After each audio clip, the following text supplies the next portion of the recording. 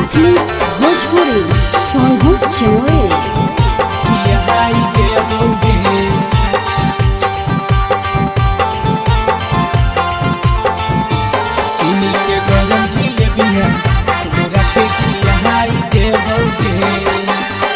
काली माई के दर्शन तोरा कराई देबोगे, काली माई के दर्शन तोरा कराई देबोगे।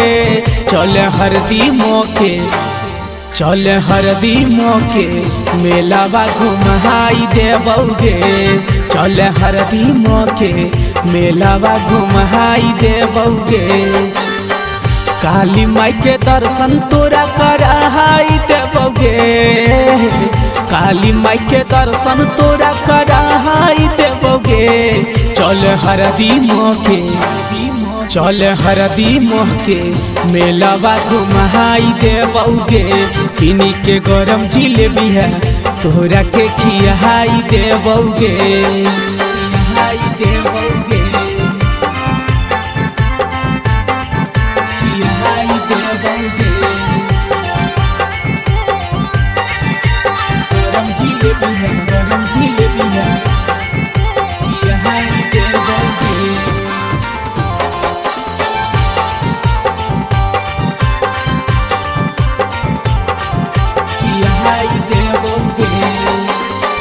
घर से अकेले है माने हमर बात गे। मिल के खैबे सुने गे छौड़ी दोनों चौमिन चाट गे। घर से अकेले है माने हमर बात गे। मिल के खैबे सुने गे छौड़ी दोनों चौमिन चाट गे। पानियों पूरी तोरा के खियाई देबोगे। चल हरदी मोहके, चल हरदी मोहके मेलावा घुमाई देबोगे। किनी के गरम जिलेबिया तोरा के खियाई देबोगे,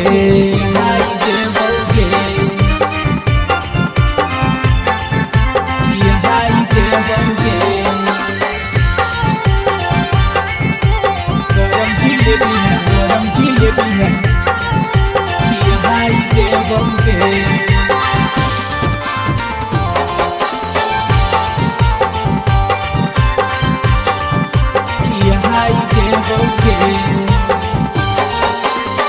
क्रीम पाउडर लगाली है कजरवा के करो नहीं लागा तो तोरा ऊपर नजरवा।